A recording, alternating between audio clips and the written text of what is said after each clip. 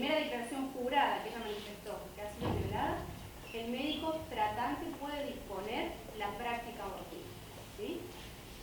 Destacar en este punto, no es requisito para realizar la práctica la denuncia penal. No obstante, si la paciente me manifiesta que realizó la denuncia penal, yo se la puedo solicitar, ¿sí? La incorporo a la historia clínica y se preserva el material genético. Eso es muy importante, la preservación del material genético, porque hay una causa penal que va en curso en forma paralela, ¿sí? Detalle particular también, porque a partir del nuevo Código Civil, ¿sí? cambió el tema de la mayoría de edad, ¿sí? Mayoría y minoría de edad. Entonces, si yo tengo una persona de 13 años para abajo, ¿sí? Perdón, este no es en el caso de violación, eso es para después, de 18, menor de edad, 18 para abajo, yo tengo la obligación, ¿sí? de hacer la denuncia. O sea, yo como médico tratante, si es menor, el código penal, a mí me obliga el código penal y otras leyes, ley de violencia, hay ley de educación, entonces está la obligación, yo si tomo conocimiento hago la denuncia, ¿sí? ¿Y por qué? Porque hay confusión en general. ¿De qué edad para abajo está obligado uno a denunciar? De 18 para abajo. Ah, porque lo han hecho desde los 13 para abajo. No, ¿por qué? Porque hubo una modificación en el Código Penal, ¿sí? en el 2018, octubre del 2018, donde específicamente para los casos del artículo 119, que son todos los casos de abuso sexual, del delito que tipifica el abuso sexual, tenemos la obligación, ¿sí? de realizar la denuncia. Ahí dice específicamente de 18 o persona incapaz, ¿sí? se debe realizar la denuncia. Es un juego también de artículos que lo tengo que hacer. Y en este caso puntual, ¿por qué? Porque se entiende también que cuando son menores de edad, lo más probable es que, no más probable o no, pero que sea intrafamiliar la cuestión del abuso. Entonces siempre hay que estar en pos del menor, ¿sí? Acudirlo, oírlo, escucharlo, ¿sí? Y puntualmente, yo acabo también hincapié, hacer interactuar con otros organismos, dar a conocer a SENAP. SENAP es el organismo administrativo, ¿sí? que se va a presentar ante la justicia o va a acudir, en este caso, para salvaguardar al menor, ¿sí? ya sea que requiera o no una medida de excepción, que haya medida por las ramas, pero está en plena vigencia nuestra ley 9944, que es la ley de promoción y protección de los derechos del niño, ¿sí? donde el órgano, ¿sí? el órgano de aplicación es SENAP. ¿sí? Eso que quede bien claro, porque yo lo destaco porque esto es lo que se les va a dar en la práctica a ustedes, ¿sí? Yo trato de trasladarlo a la práctica de ustedes en el día a día. Esto en cuanto al tema de violación. Quien determina entonces siempre va a ser el médico tratante, ¿sí? Puede el médico tratante, a criterio de él, ¿sí? llamar a un equipo interdisciplinario, que aquí podrían ingresar también ustedes, pero para saber si por una cuestión física, médica, es viable la práctica del aborto, ¿sí? No por una cuestión, digamos, de si fue o no violada, no, ¿sí? sino por una cuestión física, se podría ser viable o no, ¿sí? Ahora, el segundo inciso, ¿sí? Mariana, sí. una pregunta, como para que quede claro, sí. el tema de la obligatoriedad de la denuncia en relación a la violación y la práctica de la interrupción, digo, sí. en los casos de los menores de edad, de los menores de 18 años. No, estamos en el inciso de violación. Sí, A ver, pero digo, cuando hay violación, se hace la denuncia. a mí me lleva cualquier eso no debería frenar la práctica de la interrupción. No puede ser un obstáculo. No puede ser un obstáculo la edad. ¿sí? Son cosas que van. Por un lado va, por un lado va la práctica y por el otro lado irá la cuestión administrativa, ¿sí? de hacer la denuncia. ¿sí? Son dos cosas distintas. Siempre yo tengo que tener la práctica en mente, porque es una cuestión asistencial que yo debo procurarle a la paciente. ¿sí? Perdón, sí. Otra pregunta. La denuncia, la responsabilidad de la denuncia es obligatoria, sí. en menores de 18. La responsabilidad de la denuncia es del médico que asiste, de la institución, de quién. ¿Quién toma conocimiento? El funcionario que tome conocimiento hace la denuncia. ¿sí? A ver, el médico, en este caso el médico tratante. El médico tratante. No hace falta que sea dirección del hospital o otra cosa. Se va a poner en conocimiento. ¿sí? Y el segundo inciso, ¿sí? que es el que yo considero que ustedes van a intervenir bastante, es cuando puede existir un peligro para la vida o la salud de la persona gestante, ¿sí? Detalles en particular. Quien determina el peligro es el médico tratante, ¿sí? En este supuesto, Romina dijo, puso acá en la mesa el tema del concepto de la Organización Mundial de la Salud respecto a qué se entiende por salud, ¿sí? Y es este estado de bienestar completo, que no es solamente físico, no es solamente no tener, no es por omisión, no es no tener enfermedad, sino que es un bienestar, ¿sí? En cuanto a lo físico, psíquico y social, ¿sí?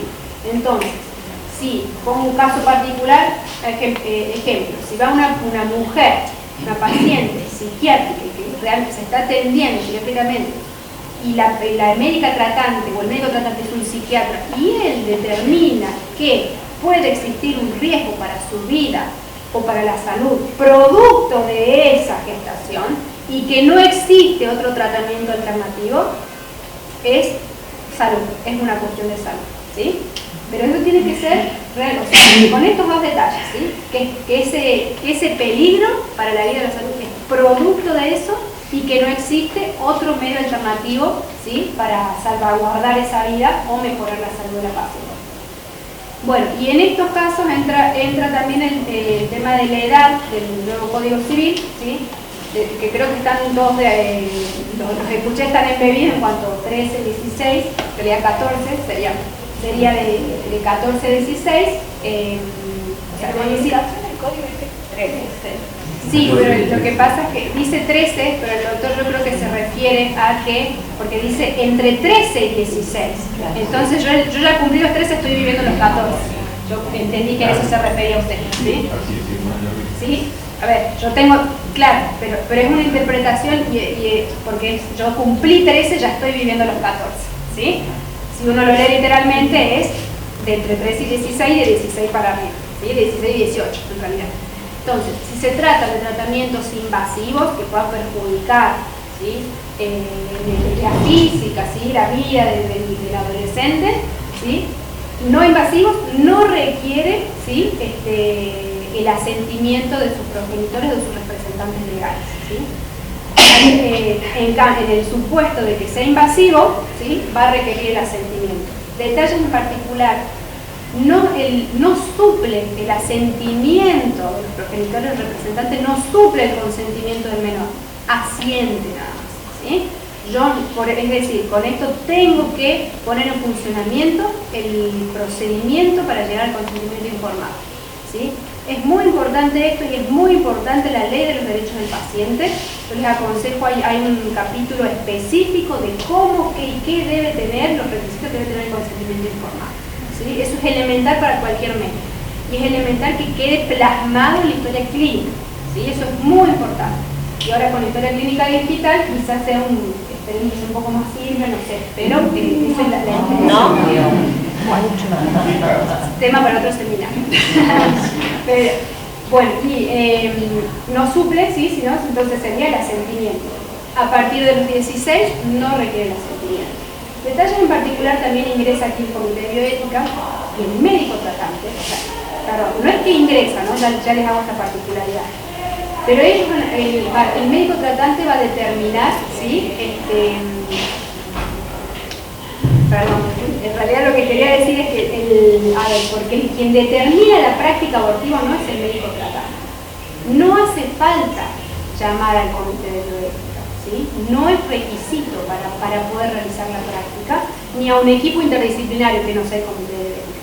Pero si a criterio del médico requiere por las circunstancias, lo puede hacer, ¿sí? Y en ese caso mínimamente tiene que estar compuesto por el ginecólogo, porque el médico tratante puede ser un toco o un psiquiatra, lo que fuere, tiene que estar compuesto por un ginecólogo, un psicólogo y un trabajador social. Pueden haber otras especialidades si harían falta, ¿sí? Y el médico, si en cuestión de salud, puede llamarlos a ustedes como para que dictaminen, ¿sí? Todo dictamen del comité o del equipo interdisciplinario va a la historia clínica, ¿sí? Eso es muy importante, tiene que estar en la historia clínica. Y después va a haber, por último, me estoy olvidando los plazos, ¿sí? Eso es muy importante porque aparte acá estamos hablando de semanas de gestación, ¿sí? De una gestación en curso, ¿sí? Y por lo general la persona, cuando se entera que está embarazada, no se entera a la semana. ¿Sí? Si no, se entera por lo menos, ustedes son médicos, deben enterar, no sé, al mes y medio, ¿sí? Pero antes de que sería, yo desde que la persona, desde que yo médico atiendo a la paciente, tengo un plazo de 10 días para realizar la práctica, ¿sí? Pero si la paciente me prestó dentro de esos días consentimiento informado, tengo 3 días para efectivizar la práctica, ¿sí? Y con todo esto, sí es muy importante porque vamos a tener casos que bordean la semana, 14, ¿sí? Eso ya son cuestiones ya muy médicas, ¿sí?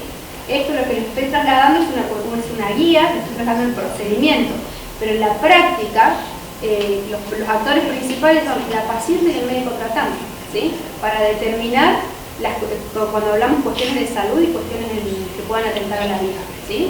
Eso tener muy en cuenta porque en la práctica se va a dar mucho, ¿sí? Bueno, creo que no me estoy olvidando de nada, creo que sería el cierre. Quizá le dejaré habilitado al doctor Luchini por ahí que a partir de su experiencia nos dé casos como más concretos, no sé. Bárbaro. Me parece, por el tiempo hagamos esto, Perdón, una cosa en particular, el tema de los incapaces, ¿sí? Tener en cuenta, porque el nuevo código ahora me establece la limitación de capacidad, ¿sí? Que en este caso yo tengo un curador, o la restricción de la capacidad para determinados actos y que esa persona tiene un apoyo, ¿sí? Son dos cosas distintas. Entonces, puede ser, si tiene un curador esa persona, ¿sí? Se va a tener que presentar la persona incapaz con el curador, ¿sí? Y acreditar esa representación. Si yo tengo una restricción, puede ser que yo tenga una restricción para administrar mis bienes, pero no una restricción respecto de mi salud ni del manejo de mi cuerpo, ¿sí? Eso también hay que ver el caso concreto. Se van a ir dando muchos casos, entonces, ante cada caso puntual, analizarlo, tener en cuenta el criterio médico, porque es un criterio médico, ¿sí? Y el tema de la objeción de conciencia. Los objetores de conciencia, la ley, tanto el fallo FAL, era uno de las aristas del fallo también, que decía que podamos tener un registro de objetores de conciencia. Nuestra guía lo establece, ¿sí? Entonces cualquier médico, ¿sí? Puede ser objetor de conciencia. Los requisitos son que sea expresamente por escrito, ¿sí? Lo debe presentar ante el director de la institución y el director de la institución lo va a remitir a la Secretaría de Servicios Asistenciales. Entonces vamos a ir teniendo en la objeción de conciencia. Puede ser previo o puede ser en el momento, ¿sí? En el que va la paciente, pero eso no implica que yo puedo dejar de atender a la paciente. La objeción es respecto a diagnosticar, es decir, la práctica abortiva, ¿sí? Esto, reitero que es una práctica asistencial, entonces, es como, siempre también pongo el ejemplo. Si viene una mujer que ambulatoriamente, como puede, consiguió misoprostol, está en un proceso abortivo y no cae al hospital, yo no puedo dejar de atender a esa paciente, ¿sí? La paciente debe ser asistida, ¿sí? La objeción es para realizar la práctica o determinar que se va a hacer la práctica, ¿sí? Entonces, y en el supuesto de que estoy en un servicio y no tengo a nadie, tengo todo objetor y no tengo a nadie, directamente derivación de pacientes. Se llama derivación de pacientes y derivación de pacientes verá en qué hospital se realizará la práctica, ¿sí? ¿Puede ser que haya una institución que no tenga nadie que realice una práctica que es legal? Sí, depende de la conciencia de la persona. Es una responsabilidad institucional que hay que proveer. Y aparte tiene una obligación. No, a ver, lo que pasa es que si yo lo pongo puede ser, todo puede ser. Yo lo que tengo que procurar, a ver, yo como macro, como Ministerio de Salud, yo voy a procurar que si está dentro de estas tres supuestos, ¿sí? Yo voy a hacer la práctica, ¿sí? Ya que justo por X motivo, a ver, aparte yo tengo el plazo de 10 días también, por X motivo, cayó un sábado, el sábado de una guardia y tengo todos estos, o sea, son como hay que ir caso a caso, ¿sí? O sea, ya está la aplicación de la guía, tenemos que ponerla en vigencia, ¿sí? Ya está vigente, ya estas cuestiones como más puntuales de que si no hay o no, veamos quizás el positivo de decir, bueno, ¿cómo lo pongo en práctica? ¿Sí? ¿Cómo asisto a la paciente? ¿Sí? Perdón, es que son varios los que quieren hacer preguntas. Le vamos a dar el espacio al doctor Mucchini. Sí, Doctor Mariana no se va, porque me parece que incluso cuando el doctor hable de la práctica, y sobre todo si va a terminar nacional. Exacto, va a plantear seguramente situaciones que por ahí nosotros también tenemos un montón de dudas. Claro. Así que bueno, le agradecemos Por último, por supuesto queda habilitada la vía siempre de legales. Les voy a pasar el teléfono de legales, se lo voy a dejar a Marcela, a la Fer, Marcela Marcela. Así que cualquier duda, cualquier caso puntual, ¿sí? Criterios técnico-médicos no lo podemos dar nosotros, pero sí podemos dar toda la cuestión jurídica, ¿sí? Así que queda listo.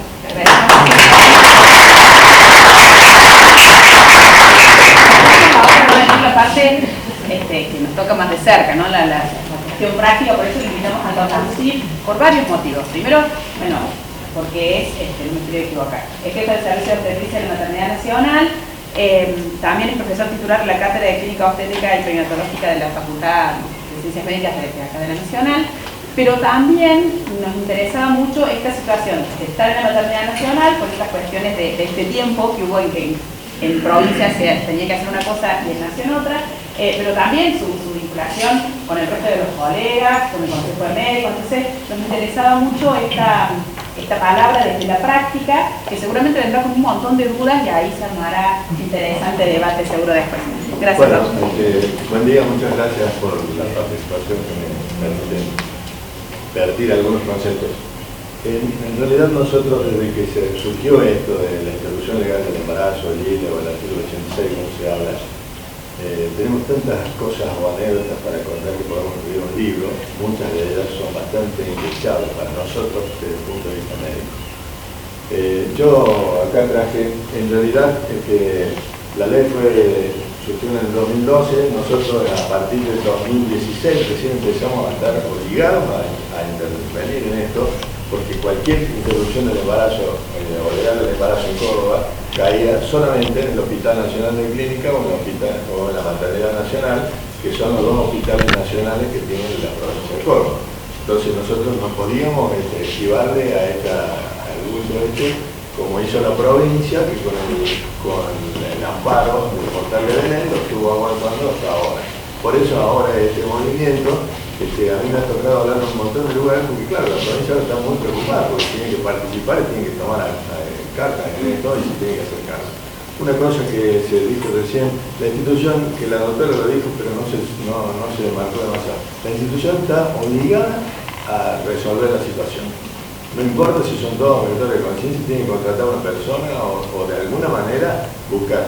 A nosotros, por ejemplo, una de las anécdotas que nos pasó cuando empezó esto fue, claro, medio desorganizado. Ustedes van a ver, yo esto ya por atrás para que vean que en la maternidad nacional o en lo que es en la cátedra de obstetricia y de ginecología, que tiene que ver exclusivamente con esto, la mayoría somos objetores. Y sobre todo de que contando la edad de las personas, la mayoría de los viejos, si me permiten la expresión, o de la gente grande como nosotros, que somos los que estamos en los cargos dirigenciales, somos objetores de conciencia por nuestra formación mental, nos criamos en la época del proceso, en fin, tenemos una serie de justificaciones para ser objetores de conciencia. Ustedes van a ver después, la cátedra de obstetricia está en la Maternidad Nacional, la cátedra de ginecología de la universidad, hay una en la Maternidad Nacional y una en la Maternidad Provincial, del Hospital de Clínica. Aparte de eso, también hay una diapo ahí para mostrar qué pasa con los chicos residentes. Yo soy el director del centro formador. Los médicos que quieren aprender o que quieren hacer ginecología obstetricia hacen la residencia de la universidad y son los que están acá, en la cátedra de obstetricia y de ginecología. Esto es de la cátedra que está en el Clínicas, de la primera cátedra. Bueno, ellos tienen, en realidad no intervinieron nunca, porque con este hecho de que tenían una sola persona que no era objetora, fíjense la diferencia que hay, son 26, ¿no? 25 dijeron que no, y ese siempre estaba de vacaciones, estaba enfermo, no sé qué, y todo caía en la maternidad nacional. Esto es de la cátedra de la maternidad nacional. También son 15, de los cuales 13 son objetores, y sobre estos dos cayó todo la ejecución de los programas dentro de este procedimiento de la interrupción legal del embarazo. Estos se hicieron cargo, yo digo, menos mal que estaban ellos y nos solucionaron el problema. Pero lo que yo quería contar recién era esto.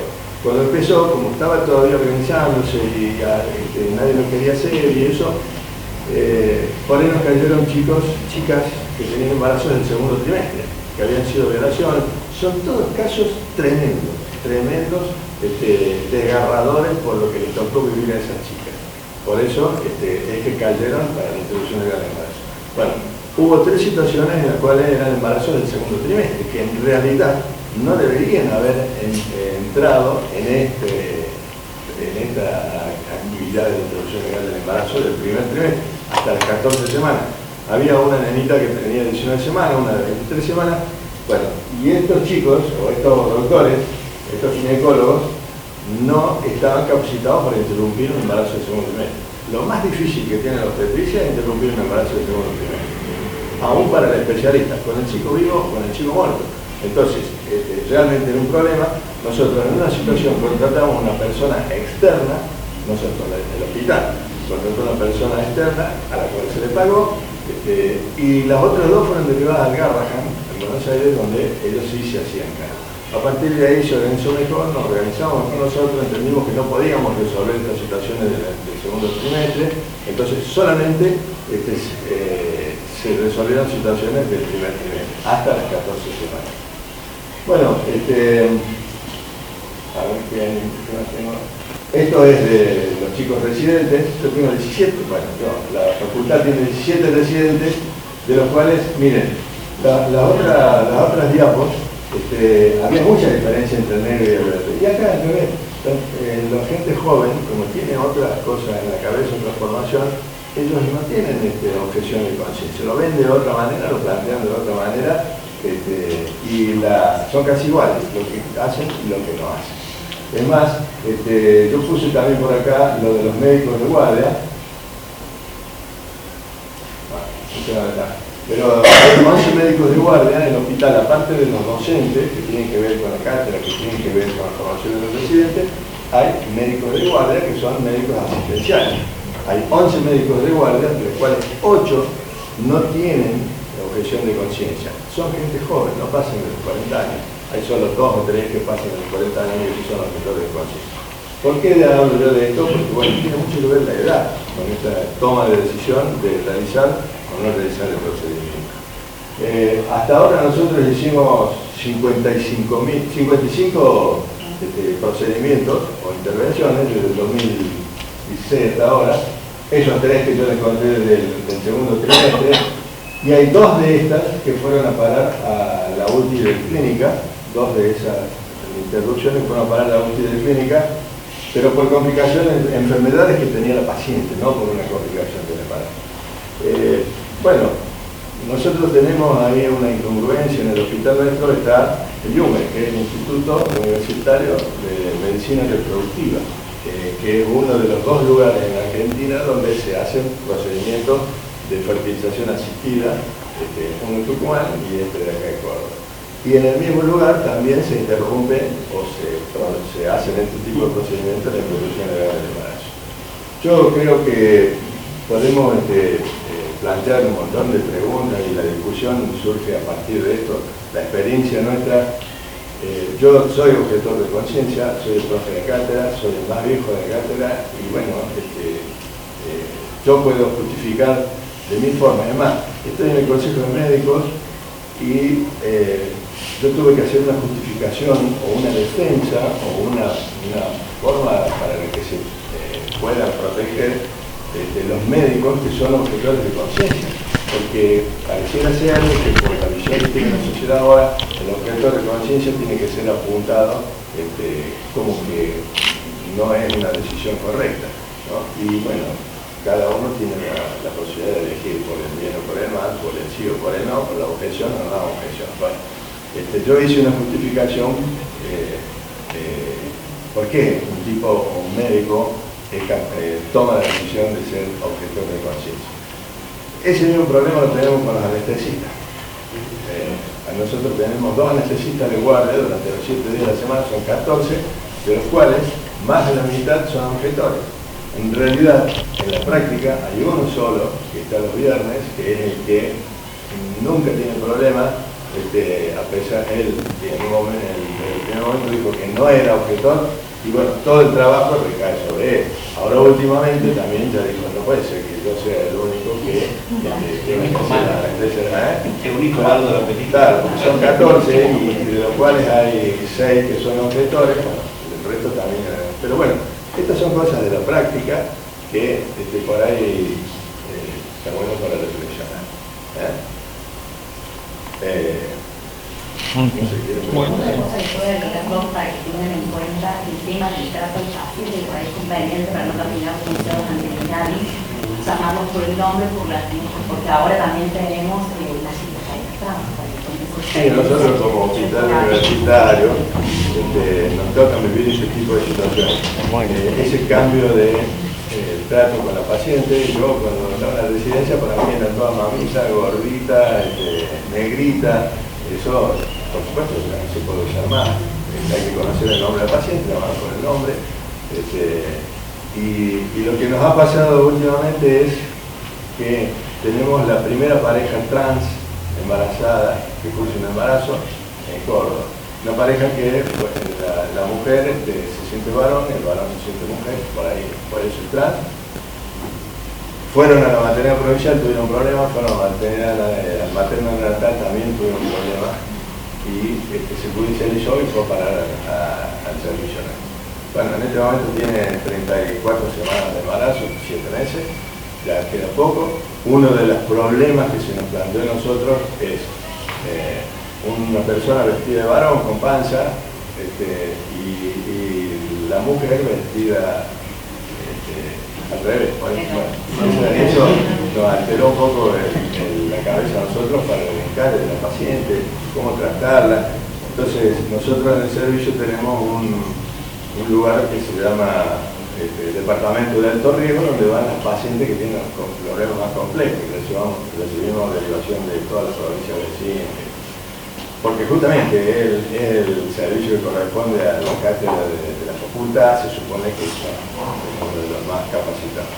Bueno, esta gente o esta pareja va a ese servicio, donde no se mezcla con el resto de la gente, donde nadie, la gente que la atiende está preparada para eso, y uno de los problemas que se nos presentó últimamente o hace poco fue cuando se acerca el parto, el certificado de nacimiento, le tenemos que hacer de que Carlos Pérez, que es el nombre que tiene ahora real, dio a luz un niño de sexo masculino femenino. Bueno, para nosotros fue un drama que un varón no puede dar luz, ¿no? Pero bueno. No podía. No puede. Biológicamente. Es una mujer que se llama Juan Pérez. O sea, bueno, ese fue uno de los problemas a resolver. Bueno, naturalmente todas estas situaciones va a ser complicado y estamos muy expuestos, los médicos están muy expuestos a este tipo de denuncias por discriminación, o sea que va a ser un habituarse y un ir aprendiendo el día a día y naturalizar estas nuevas situaciones que tenemos también en la sociedad. Tenemos un minutito de preguntas, Yo lo que- tomando el break y el cafecito, quiero destacar- aprovechamos para preguntar. Lo que quiero destacar Termina la en la pausa. universidad, ahí, bueno, yo soy de la parte de neonatología, el estrés que vive todo el personal en estas situaciones. Por ejemplo, me imagino yo que soy neonatólogo que a veces entro cuando están este tipo de actividades, tenemos a la gente pañuelos verdes, los pañuelos se dejan frente, unos pensando, otros con carteles a veces. Hay un grupo de testigos de Jehová que pusieron Sí. una carpa hace 2 años, 3, que están las 24 horas del día, los 7 días de la semana en contra de la interrupción del embarazo. Me imagino, si yo tengo presión, yo ando mucho de noche en el hospital y me miran así que vendrá a hacer un aborto. Me imagino lo que deben ser ellos como mujer, ¿no? Está bueno, Carla. Yo quiero hacer una pregunta a cerrar. Primeramente voy a aclarar, yo soy instrumentadora quirúrgica.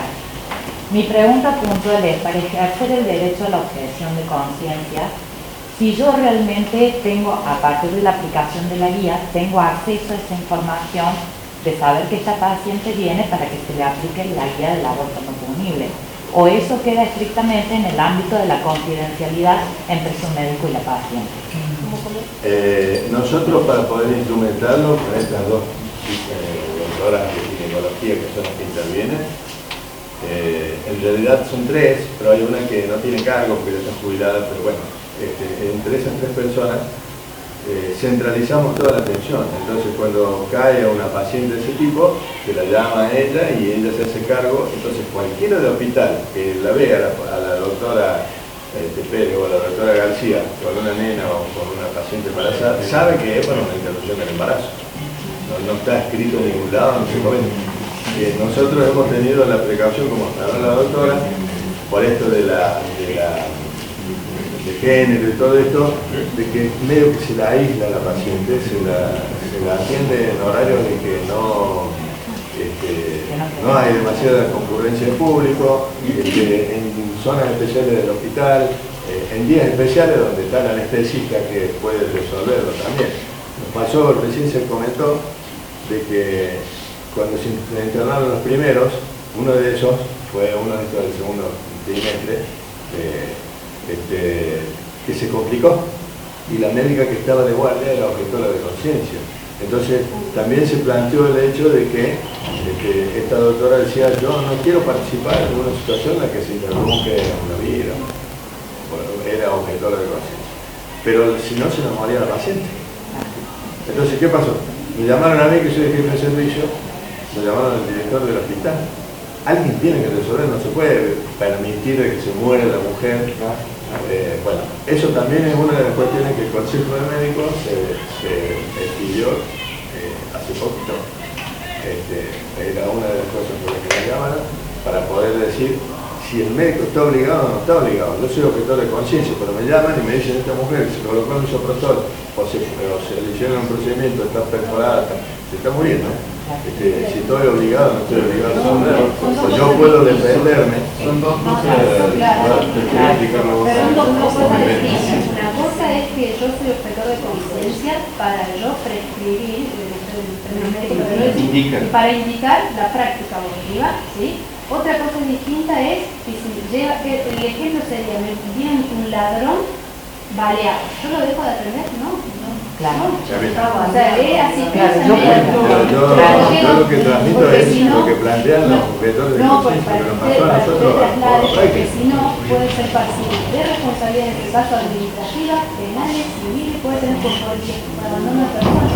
Claro, yo justamente manifesté, yo soy instrumentadora quirúrgica, entonces por ahí, por ejemplo, como instrumentadora yo me planteé, cuando llegue una paciente para la aplicación de la guía, yo voy a tener conocimiento de que es por determinadas causas, o simplemente yo sigo actuando como una colaboradora del equipo de salud. O sea, básicamente esa sería para el ejercicio de la objeción de conciencia. Esa es claro. Y esa es una. Y la otra pregunta, que en cuanto al aspecto de tener en cuenta la salud, que esté en riesgo la salud de la paciente. ¿Hay algún listado o hay algunas patologías prenatales que pudieran hacernos pensar de que la paciente pudiera sufrir algún riesgo para su salud, tanto psíquica como física, ya preestablecido para que la paciente tenga acceso a la aplicación de esa guía? La cuestión es así, desde el punto de vista orgánico, digamos, o sea, por patologías que tiene la mujer, son contadas con los dedos de media mano, que indican la interrupción del embarazo. Solo algunas cardiopatías, solo algunos cánceres y solo algunas complicaciones pulmonares. El resto no justifica. Nosotros en el hospital tenemos chicas con cánceres, con tratamiento de quimioterapia, que la peleamos y llevamos el embarazo adelante, la peleamos. es decir, lo aprendimos a manejar. Chicas cardiópatas, chicas diabéticas. Nosotros, te doy un ejemplo, había una chica que estaba internada que dijo, me quiero ir, no te podés ir, me voy a matar, no, tiró por la ventana. ¿Sí? En un momento se tiró por la ventana. Bueno, pero yo a lo que iba a esto, patologías orgánicas solo hay 3 o 4 que justifiquen la interrupción del embarazo. Pero está la otra parte de la salud, como habló la doctora, el doctor, que era la cuestión social y psicológica. Entonces, por ese resquicio entra cualquier otra mujer que diga, no, yo si a mí no me hacen la interrupción del embarazo, me mato. No sé, me mato, me suicido, me corto la mano o mato a alguien. Bueno, eso justificaría, daría una justificación para que entre dentro de esta situación de interrupción legal del embarazo. Ahí está Lucas, claro que el mundo de educación, hay un docente. Yo quería hacer una pregunta a la doctora en relación a, cuando vos manifestaste previamente el tema del criterio del médico para hacer una interconsulta en caso de que llegue una paciente o un cuerpo gestante llegara al hospital. ¿Hay algún criterio también o hay algún protocolo en relación si el paciente considera que el criterio del médico no es apropiado, digamos? ¿Se entiende la pregunta? Sí, es como cualquier práctica médica. Si yo no estoy conforme con mi médico, me puedo ir a otro. Le puedo requerir a mi médico, por favor, interconsulta. ¿Sí? Eso ya excede a la temática aborto. O sea, va directamente a la relación médico-paciente. Yo puedo solicitar ahí que el Comité de Bioética del hospital, por ejemplo, intervenga a los fines de evacuar mi duda, como bien dice el doctor, cuando se trata de patología. En todo tu derecho, no claro, el paciente está en todo su derecho en solicitar, necesito un psicólogo, ¿sí? necesito alguien que me necesita, estoy en todo el derecho, como cualquier práctica. ¿Sí? Una cosita, yo quiero volver para lo que recién estaba hablando el doctor, porque tuvimos una charla en el hospital tuyo y salió el tema con el anclaje del fallo falso, que da una data, que es lo que a mí me confunde cómo vamos a manejar esto para la gente que realmente está pro aborto o sea, se puede plantear esto. Personas que vienen aludiendo a un problema de salud que puede sufrir en el futuro, que puede ser traumatizante, y eso que ¿quién valora? Es el médico. O sea, el médico es el que va a estar en eso. A ver, si se trata de algo que a mí me pueda generar un perjuicio en la salud mental, sí soy yo toco ginecólogo, yo lo que haría, voy, llamo a un psiquiatra para que vea esa beta que la paciente, ¿sí? me dice que se podría perjudicar la cuestión anímica, psíquica, etc. Hablamos del médico, me parece que entramos en contradicción con este concepto amplio de salud. Tenemos que hablar de equipo de salud, más allá de que la práctica en sí misma la realiza el médico en términos de poder llegar a un diagnóstico en relación a la necesidad de la práctica implica otros conocimientos que por ahí el médico que está en ese momento no los tiene. Me parece que entonces, cuando uno restringe la idea que nos pasa habitualmente, no solo con el tema de la interrupción del embarazo, sino con otros temas en la asistencia en salud, estamos restringiendo esta capacidad de evaluar la salud integral de la persona cuando restringimos el tiempo. Pero serían dos cuestiones. Primero, la guía, lo que dice la guía, el médico tratante, ¿sí? Segundo, o sea, no sería, en realidad no es para restringir, sino es para no entorpecer la práctica. Por eso es que se pone el médico y no se pone como requisito que sí o sí debe estar. Por una cuestión lógica, yo entiendo que si yo soy tocoginecóloga y tengo una persona que tiene algún padecimiento mental y a su vez alguna vulneración social, yo voy a llamar a un psiquiatra, a un psicólogo, a un trabajador social del mismo servicio del hospital para hacer algo interdisciplinario. Creo que no hay preformatos. O sea, es como cualquier patología. Yo atiendo a un paciente y lo tengo que atender integralmente. Si yo médico, a mi criterio, considero que tiene que ser integralmente, yo voy a llamar a los servicios pertinentes para hacer esa asistencia integral. Claro, por ejemplo, te pregunto, como te decía el doctor, en nuestro hospital quizá la ginecología son objetores, o sea, la mayoría de servicios son objetores. Nosotros en salud mental hacemos guardias pasivas de 24 horas, incluido fin de semana. Los psiquiatras nuestros también tienen que decidir, o sea, médicos, si son objetores o no. Antes, a nosotros el director de la institución nos dijo que eso había que decirlo antes. Como fuere, a ver, como fuere esta institución. Porque pueden llamar al psiquiatra si Por tienen eso, urgencia. en el peor de las digamos. cuestiones, peor de los casos, llega un sábado, no tengo Sí. psiquiatra, no tengo todo, no tengo nada. Vamos a la guardia pasiva. No, más allá de la guardia pasiva, porque yo le tengo que dar asistencia Sí, ¿sí? obvio. Más allá de la guardia pasiva, yo tengo que llamar derivación de paciente. Tengo este conflicto, va a venir derivación de paciente y va a trasladar a la paciente a un lugar asistencial donde se la pueda atender. ¿Sí? Yo no puedo dejar desprovista esa asistencia. Igual también aclararon que no es una urgencia. Exactamente. Yo tengo por eso, y si no es una 10 urgencia, días. pero hay que ver, pero ¿por qué? No es una urgencia, pero yo a partir de una ecografía recién voy a saber la edad gestacional. Entonces tengo que ver también. Podés hacer asistencias mínimas básicas y tal vez citarla Exactamente, el lunes y exactamente. tener la consejería de psiquiatría. El trabajo lunes decir, social. mirá, el lunes 8 de la mañana tenés turno para hacer la eco, o sea, es ir viendo caso por caso. ¿Sí?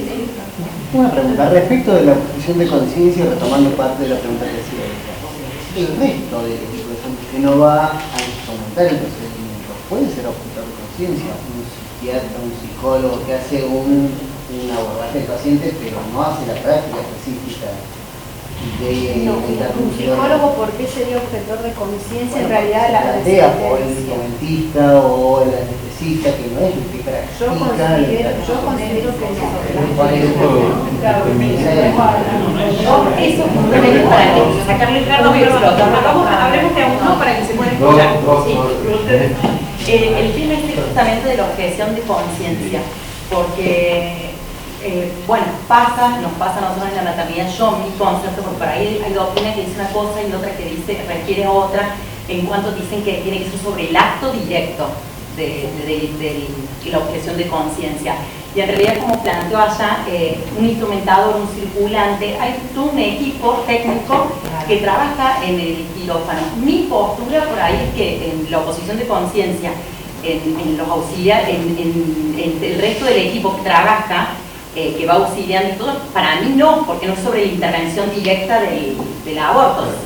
Sí, me permiten, yo estaba escuchando varias cosas, me gustaría poner de nuevo en contexto, para que toda esta problemática, porque nos pasó exactamente lo mismo cuando Mariana también expuso ante una reunión, porque apenas salió el paro del Tribunal Superior que habilitó la guía. El ministro de Salud de la provincia tomó la decisión de juntar a todos los directores de los hospitales y a algunos jefes de servicios a los fines de transmitir cuál era la postura oficial concreta del Ministerio de Salud. Y en eso implica una decisión política de aplicar la guía.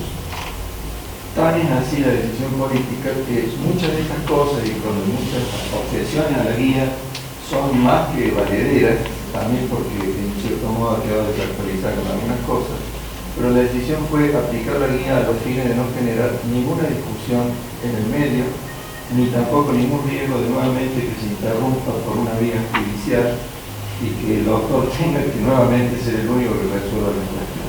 Digo el doctor en el sentido de la institución. Entonces, en este contexto es de dónde salimos y de qué estamos hablando. Estamos hablando de un proceso que es disruptivo, como decía bien el doctor, de toda una educación previa que, por línea general, conceptual y prácticamente indiscutible, se oponía a cualquier introducción de embarazo. Y la discusión era con el Código Civil, con el Código Penal, fue esa. Porque, ¿por qué el fallo? ¿Por qué la indicación de la Corte a las provincias? Porque en criollo lo que la Corte nos dijo a las provincias es que déjense bromar. No den vuelta con esto, no es, terminémosla, porque si no, con esto que le piden, que primero denuncie, que el fiscal haga los procedimientos, ningún embarazo, por más que probemos que había sido violación, se va a poder interrumpir porque se avanza el embarazo y ya no se puede hacer. Ese es el contexto donde venimos. Entonces, en ese contexto es cuando se hace la guía. Cuando se hace la guía había que tomar la decisión de garantizar ese aspecto, que no se pierda tiempo. Por eso viene el tema del médico tratante para que no sea que había que hacer una reunión plenaria para que se resuelva, sino, sí, no, hay dudas, llamo al psicólogo, al psiquiatra, al trabajador social, al que sea. Y después también viene el tema de los objetores de conciencia. Entonces la guía fue muy clara, porque la situación que planteaba el doctor respecto de los docentes y los médicos, esa proporción de objetores o no que ha variado, en la provincia también ocurrió lo mismo. Cuando, Fernanda se acuerda, cuando se hizo la guía que a mí me tocó casualmente redactar esa guía, ser que hago cargo de la culpabilidad inicial.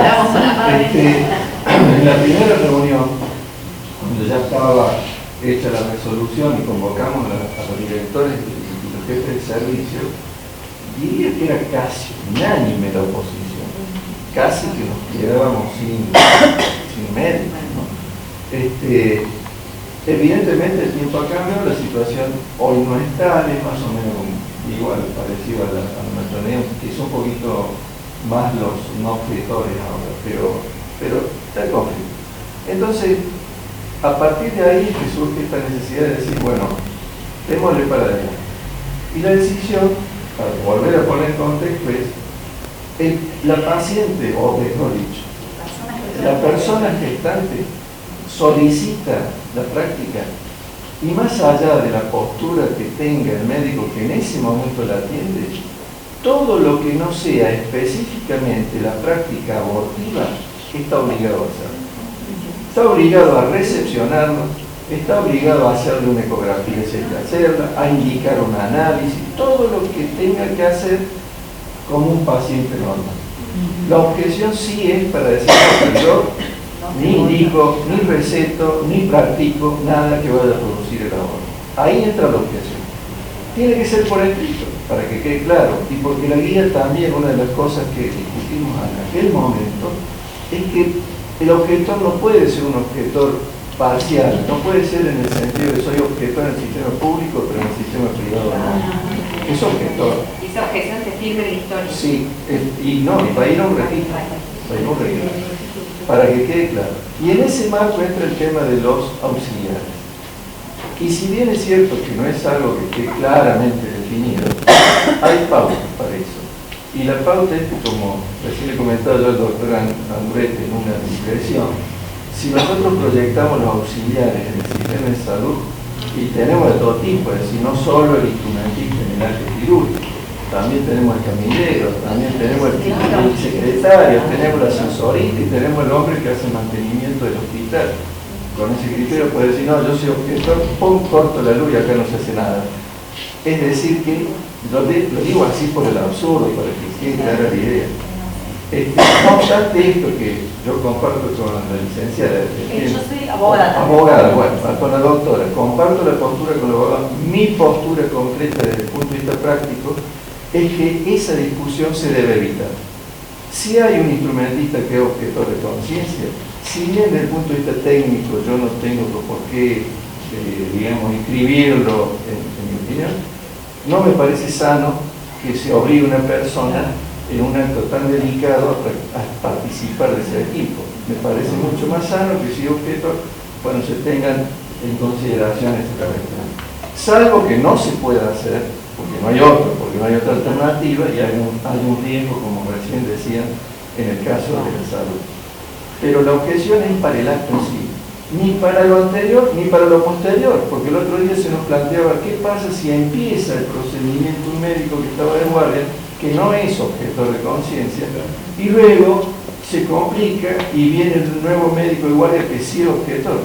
Pero ya no estaría en la práctica del aborto, ya estaría en la... Y anestesiólogo lo mismo, ¿no? Exactamente.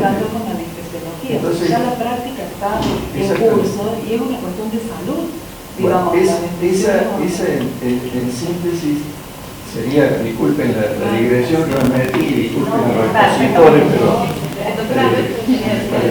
Yo quería hacer algo, un agregado acá a lo que bien ha dicho el doctor Tangenti.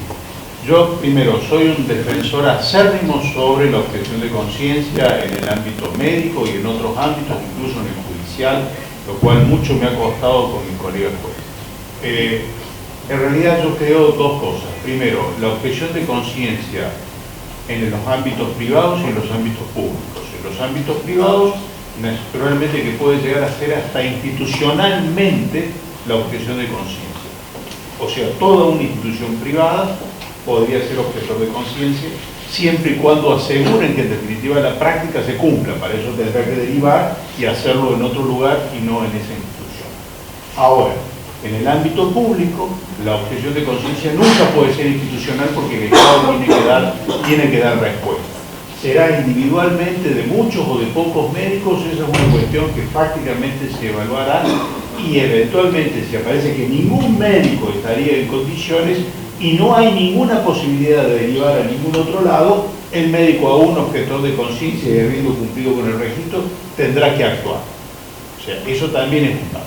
O sea, supónganse un caso que no es el nuestro, supónganse un hospital en medio de, no sé, del desierto, en medio de la salina de Santiago del Estero, que hay un solo lugar que tiene que atender y cualquier derivación implicaría en definitiva poner en riesgo serio y cierto la muerte de la persona, aun cuando en esa unidad todos los médicos que hayan sido objetores de conciencia, igualmente tendrían que atender, porque está en un ámbito precisamente de naturaleza pública. Ahora, eso para dejar a salvo, digamos, lo que el doctor ha señalado, y que me parece muy triste, realmente me parece muy triste, que en tiempos donde creemos hablar del pluralismo, un médico tenga que salir a defender porque es objetor de conciencia. Es decir, de la misma forma que en realidad yo al que no es objetor de conciencia no lo trato de resocializar para que sea objetor de conciencia, sino bueno, lo respeto, no comparto, pero allá él y por aquí yo. Lo segundo que quiero aportar está en esta delicada cuestión del instrumentista o, digamos, la persona que coopera directamente. Dentro de la moral siempre se habla, digamos, de un concepto que lo digo solamente para poner en contexto la cuestión de la cooperación al mal. Digamos, moralmente se habla así. Es decir, entonces la pregunta es, para que ustedes se ubiquen en algo más simple. Cuando uno tiene que juzgar a una persona por un delito, en realidad uno dice, ¿al delito lo pudo cometer solamente usted o para que el delito se cometiera se necesitó alguna cooperación necesaria de alguien? Es decir, uno puede ser copartícipe necesario o no necesario dentro de un delito. Es decir, entonces, a ver, yo creo que una persona que en definitiva acerca el instrumental quirúrgico para que se realice el evento no es un copartícipe auxiliar o accesorio, es necesario, porque si usted no está, el acto no se puede llevar a cabo o no se puede llevar a cabo con la misma eficacia que se tendría que llevar a cabo. Y desde ese punto de vista, yo creo, no para el camillero, no para que en definitiva él maneja el ascensor, porque en realidad esos son secundarios, pero para los que son necesarios creo que tendría que estar exactamente habilitado de la misma forma que para los médicos el registro de objetor de conciencia. Para los necesarios, que deben ser bastante pocos también, no sé, además de usted, bueno, el anestesista, pero no sé quién más, no lo sé, digamos, primera circulante. Es decir, son cuestiones que me parece que la práctica van poniendo como problema. Y lo último que quiero decir a propósito de lo que decía Hugo respecto al caso FAL. Es decir, el caso FAL, es decir, también hay que entenderlo. A ver, yo he sido juez del Tribunal Superior de Justicia y yo era juez del Tribunal Superior de Justicia cuando se dictó ese fallo en la Corte. Es decir, también hay que entender que vivimos en un Estado federal, es decir, nosotros somos una república, una confederación de Estados federados, motivo por el cual las provincias son antes que el Estado federal. Y desde ese punto de vista no puede haber claramente una instrucción como la hizo la Corte.